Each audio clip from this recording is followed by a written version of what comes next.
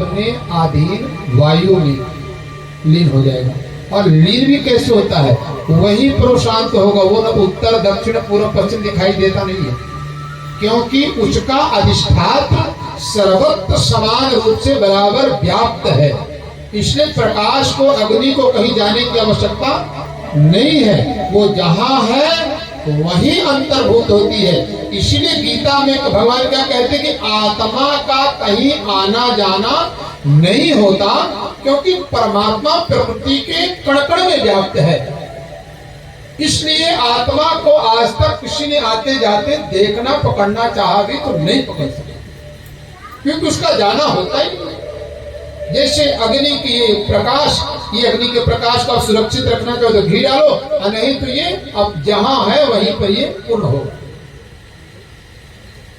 तो इसी प्रकार से इस शरीर रूपी मिट्टी के दिए में जब हम पाप या पुण्य रूपी घी तैयार करते रहते हैं, जब तक तैयार करते रहेंगे, स्वीकार करते रहेंगे कि यज्ञ करो, मधुस्त करो, वैसा करेंगे वैसा करेंगे, भगवान का जन्म करेंगे, तो जब तक मन में कामना के सहित कर्म किया जा रहा है, तब तक शरीर के द्वारा जो पाप या पुण्य तैयार हुआ उसको प्रकाशित करने के लिए मिट्टी का मटका बार बार बनता ही रहेगा। इसलिए महात्मा अपने द्वारा किए गए किसी कार्य को स्वीकार नहीं करता है, वो करता तो दिखता है पर वो कभी स्वीकार, सब ठाकुर जी करे, सब ठाकुर जी करे, सब ठाकुर जी कर रहे हैं।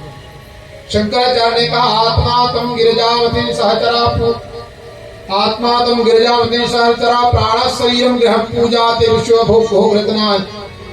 ये जितनी एक्टिविटी शरीर के अंदर हो रही प्यारी, सब आपका ही मटका, आपका शरीर, आपका ही आत्मा आपकी। इसमें हमारा क्या, इस शरीर में जीवत्व रूप में आपने मुझे जो प्रतिबिंबित किया है उसमें मैं नाम लेकर के ये घनश्याम है, ये मोहन है, ये फलाने साहब ढेकम में घूम रहे हैं, पर हम कुछ कर नहीं करने वाला शरीर मेरा है ना। इंद्रियों को वशीभूत होकर के आत्म तत्व के अनुरूप को व्यवहार कर रहा है। महात्मा प्रकृति को स्वीकार करता नहीं है, इसलिए लंगोटी भी निकाल करके फेंक देता है।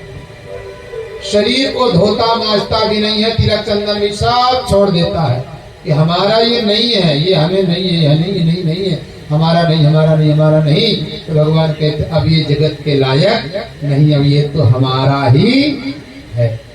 स्वीकार ही नहीं किया प्रकृति को, इसलिए वो परमात्मा के लोक का अधिकारी हो गया, मोक्ष को हो गया, मुक्त हो गया। शरीर के किसी के मान को स्वीकार न करना, और मुक्ति शरीर के रहते ही संभव है। शरीर है तभी से हमारा कुछ नहीं, सब ठाकुर जी। और ये कहने मात्र से चलेगा नहीं, बराबर यजन भजन कीर्तन संकीर्तन भगवान का नाम गुण कथा में मन लगा है। तो जैसे परीक्षित बहुत वर्षों का जमा हुआ कचड़ा नदी की कोख में पड़ा है, और जल के भुमड़ कर भगवान सूर्य ने वर्षा, नदी पर आया, सारा जल वर्षा उठाकर कचरा ले जाकर कहाँ डाल दी, सागर में। ऐसे ही भगवान के जन्म से सारा प्रमाण परमात्मा में पहुंच जाता। नमः पार्वती पते हर। सूत जी महाराज जी कहते हैं, इसके बाद राजा रघुगण ने प्रणाम किया। महाराज इतनी सरलता सहजता कैसे आई? बोले राजा रघुगण नहीं, विद्या से तपस्या से धन से नियोगन से नहीं आती, ये साधता सरलता तो प्रणाम करने से आती है। जिसके जीवन में प्रणाम की प्रवृत्ति आ गई है उसके जीवन में सरलता अपने आप आती चली जाती। नरकों का वर्णन किया राजा परीक्षित, बड़े घबराए। भगवान का सुखदेव जी ने कहा राजन, नरक को एक प्रकार का धोबी घाटी जिनको समझना चाहिए। अगर वो केवल विषयों के सुख में ही लगा रह गया मानव शरीर को पा करके, तो कर्मों का उल्लंघन किया, इसलिए मर्यादा के अनुरूप कॉन्स्टिट्यूशन के अनुरूप उसको दंड निर्धारित होता। यमराज के दूत ले जाते हैं, हजारों वर्ष उसको यातना के नरक में डालते हैं। जैसे कपड़ा बहुत दिन का गदला हो तो धोबी दादा उसको नाना प्रकार के केमिकल्स में डाल करके परंतु तो उसको शुद्ध करके भेजेंगे। तो अगर नरक जाना ही पड़े, नहीं नरक ना जाना पड़े, तो शीघ्रता से जैसे छोटे छोटे एक ही दिन में कपड़ा पहनो, शाम को धुल लिए तो थोड़े से ही डिटर्जेंट हो गया, ठंडे पानी में अपने घर में शुद्धिकरण हो गया। ऐसे भगवान के यजन में जीवन जीते जीते जाने अनजाने कई अपराध बढ़ते रहते हैं। बीच बीच में भगवान विष्णु के नाम की आराधना करते रहें या आहुति डालते रहें, यजन करते रहें, तो पाप भी शरीर का निवृत्त होता रहता है। तो पाप ही शरीर में न चढ़े, इसके लिए कोई उपाय, इसके लिए उपाय है चित केवल भक्त्या, चित केवल भक्त्या वासुदेव परायण अगम धनवंतिकाशे निहार भास्कर।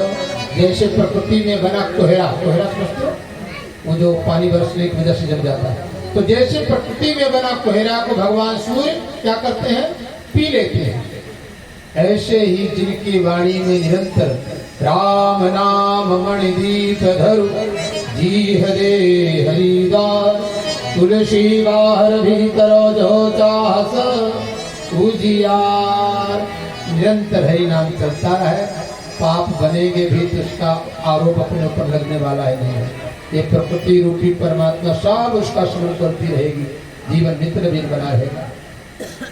और भगवान का नाम तो परीक्षित है, कभी भी किसी भी समय लिया गया है वो अपना काम करेगा। अजामिल नाम के ब्राह्मण वंश परंपरा में जन्मे शरीर ने प्रकृति के विषयों में आ गया। वेश्या को किसी दास के साथ समागम करते देखा तो विषय आंख में आ गए, वेश्यागामी हो गया। इतना वेश्यागामी हो गया कुछ वेश्या से विवाह भी कर बैठा। लेकिन हुआ तो है, पर जो जीव है वो परमात्मा का ही है। भगवान अवसर अपॉर्चुनिटी सबको देते हैं। आज जहां उस वेश्या के संग अजामिल जी रहते हैं, वही महात्माओं का मेला रुका हुआ है। महात्माओं के दर्शन भय, संग हुआ। महात्माओं ने कहा, जामिनी क्या कर रहे हो? बोले क्या करें महाराज, इंद्रियों को वशीभूत होकर ना जाने के एक बार दलदल में धसे तो धसते चले जा रहे।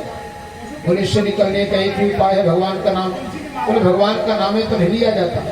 तो उन्होंने उसके छोटे बेटे का नाम रख दिया नारायण।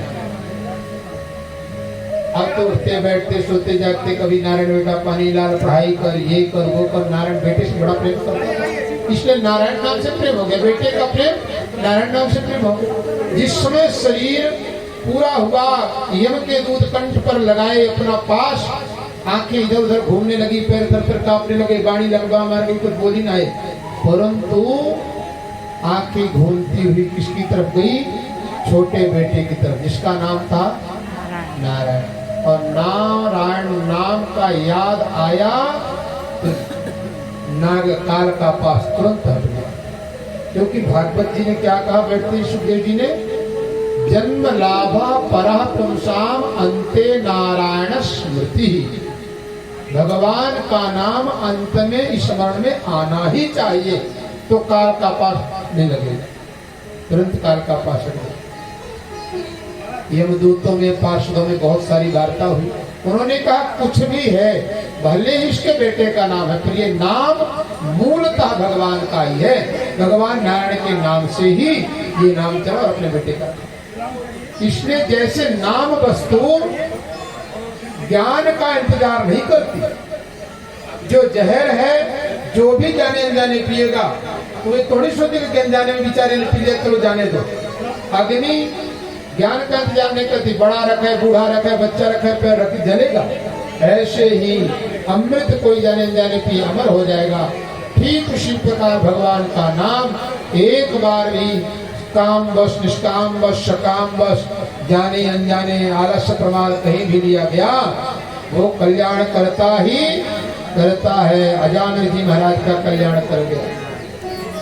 यम के दूतों ने पूछा कि हमें किनको पकड़ना है? भगवान जी महाराज ने कहा, जिनके माथे पर भगवान के नाम का तिलक नहीं है उन्हें पकड़ना है। जिन्होंने भगवान के नाम का मंगल सूत्र कंठी धारण कर रखी है, उनके नाम का तिलक लगाया हुआ है, ऐसे जीवों को भूल कर भी हाथ नहीं लगाना। ये सब भगवान के हैं और भगवान ही इनके बारे में विचार करेंगे। इस पर हमारा अधिकार नहीं है। जो संपत्ति सरकार की है, सरकार जाने, यानी कि खाली जमीन पड़ी है तो कोई भी घर बना ले, तो कभी तो उठने का नंबर आ सकता है।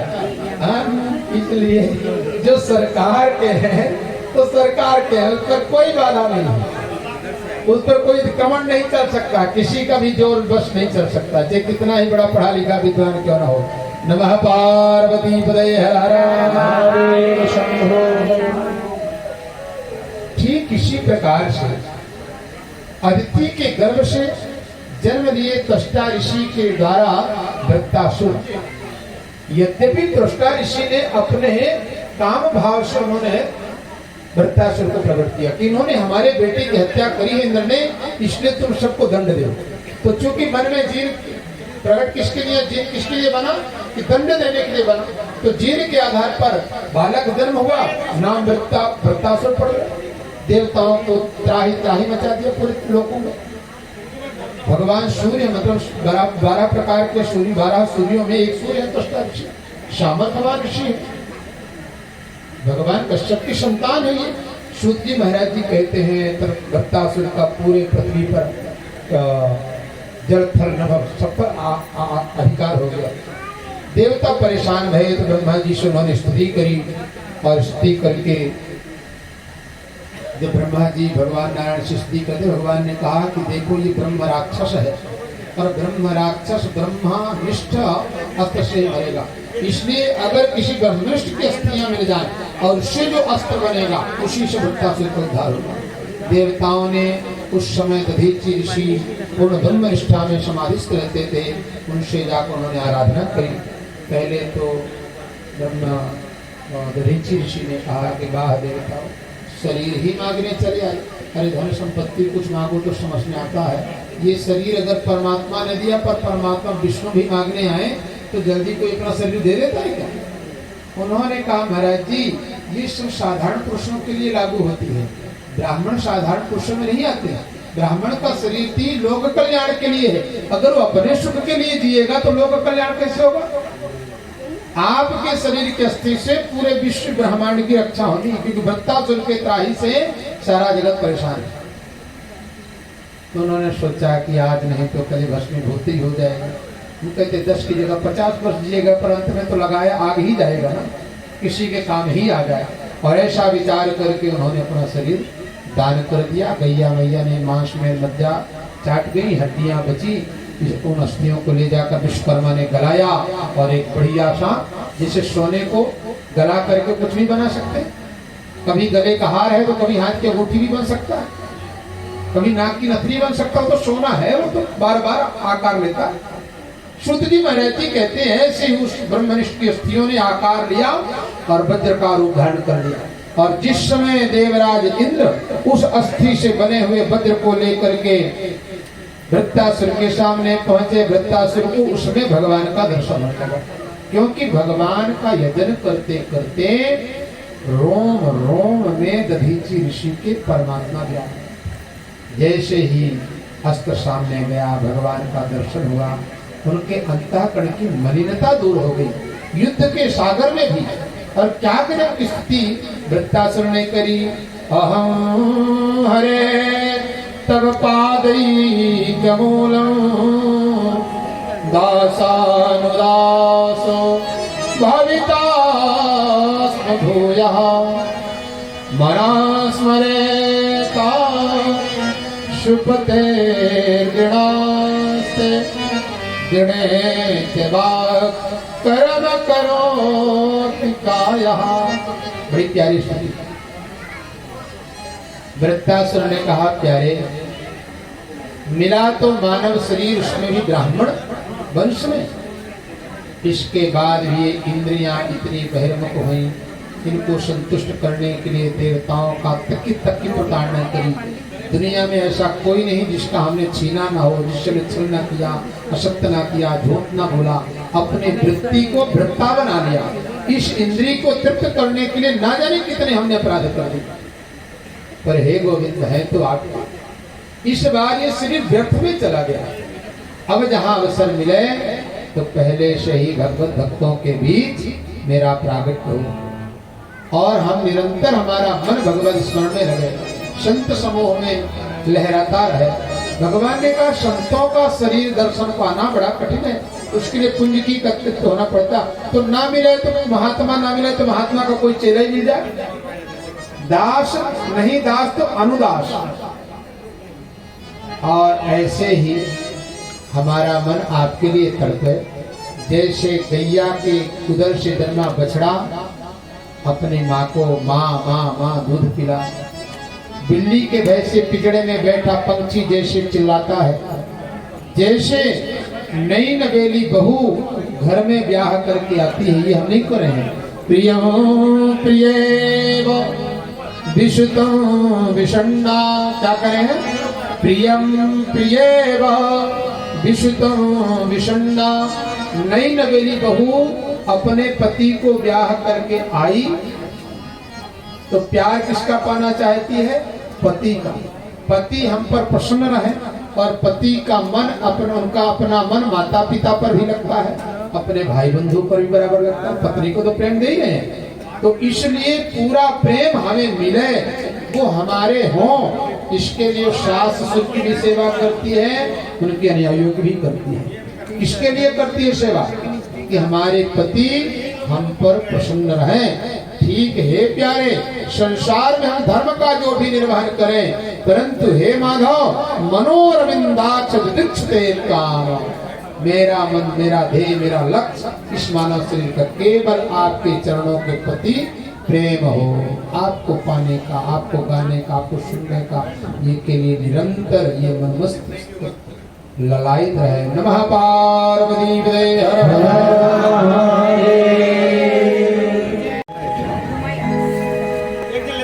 हर। ज्वालामालिन्यै नमः गङ्गातले सम्पूज्यारादित्य ॐ विरगुं रविः प्रजलनन्मे स्वदशवीरगुं सर्वगलगुं सुस्तये आत्मधरिकुलनाशनिकसुधनिलोकसङ्गभयसमे अग्निः प्रजां बहुलां मे करोत्वन्नं पयोरेतो समासुधत्ता। श्रीमद्भागवत महापुराण की आरती सब मिलकर की जय, भागवत चरणामृत की जय। आरती सब मिलकर की जय, भागवत चरणामृत की जय। आरती सब मिलकर की जय, भागवत चरणामृत की जय। आरती सब मिलकर की जय, हरिओं की सेवा करते हैं। दया के सागर यदुकुल चंद, दया के सागर यदुकुल चंद, अर्ज कर जित के पद अरविंद, अर्ज कर जित के पद अरविंद। भाव में सदा रहो विजय, आरती सब